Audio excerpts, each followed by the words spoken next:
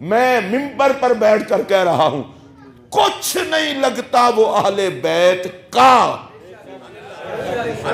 جو نبی کے صحابہ کی توہین کرتا ہے، اور اسی پاور کے ساتھ کہہ رہا ہوں کچھ نہیں لگتا وہ صحابہ کا جو مصطفیٰ کی اہل بیت کی توہین کرتا ہے۔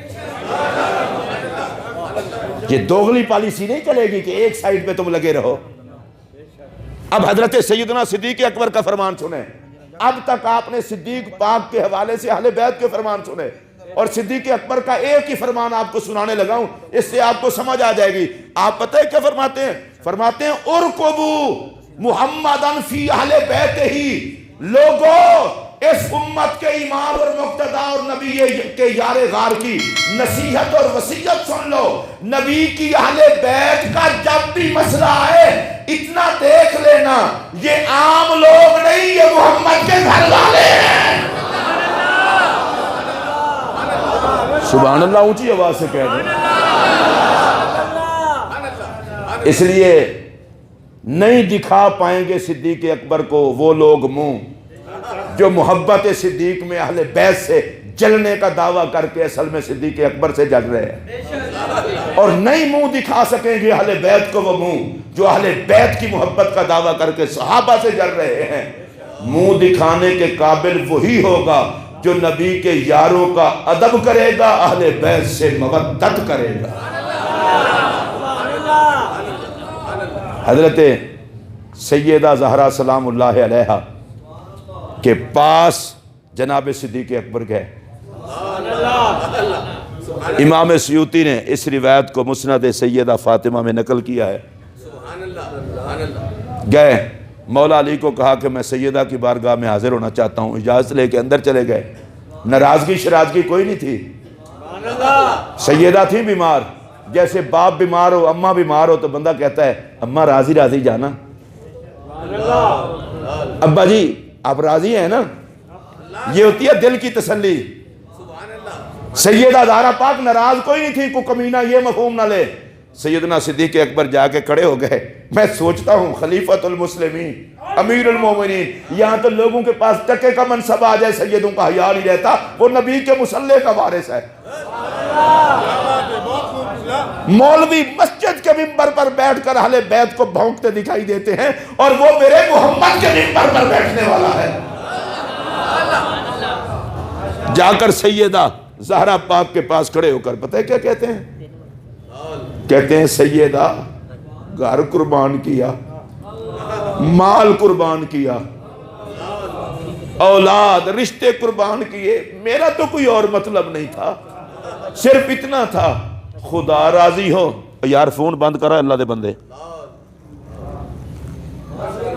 خدا راضی ہو، مصطفیٰ راضی ہو، اور مصطفیٰ کے اہل بیت راضی ہو۔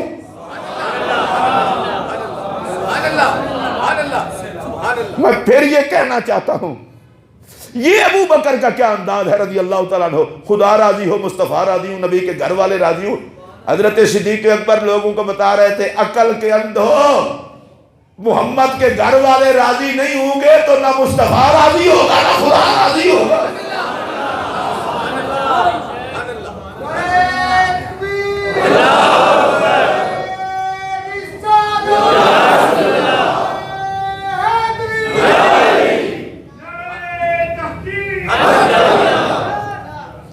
اب سیدہ مجھے آپ کہہ دیں کہ میں آپ سے خوش ہوں، میں رکا ہوں تو کسی بات کے لیے رکا ہوں۔ اے اللہ کے بندے اس کو پھر سمجھو، میں نے ابھی اتنا ائمہ اہل بیت کے فرامین آپ کو پڑھ کے سنا ہے، اتنی اونچی شان والا سیدہ زہرا سے کہتے ہیں سیدہ آپ کہہ دیں کہ میں راضی ہوں۔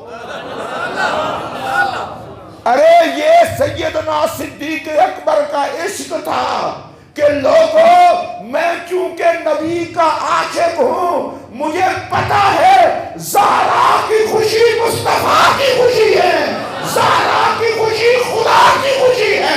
میں زمانے کو بتا رہا ہوں مقام جو بھی مل جائے زہرا کو راضی رکھنا۔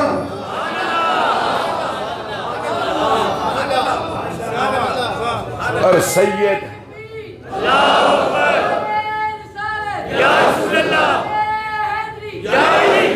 سیدہ زہرا نے فرمایا ابو بکر ہم آپ سے خوش ہیں.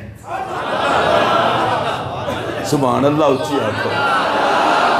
میں صرف پاکستان کے ماحول کو بڑا گندا کیا جا رہا ہے، اس کو پاک صاف رکھنے کے لیے ایک چھوٹی سی اپیل کر رہا ہوں.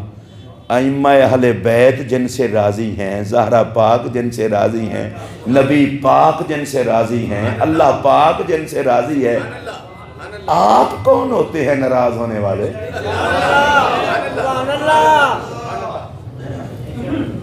اس کا مطلب اب اپنی بات کو سمیٹوں. صحابہ کے پیچھے جاؤ گے تو وہ کہتے ہیں اہل بیت کو خوش کرنا، اور اہل بیت کی طرف جاؤ گے وہ کہتے ہیں صحابہ سے پیار کرنا، خوش کرنا. ہم کہتے ہیں جناب نوکر کی تے نخرہ کی.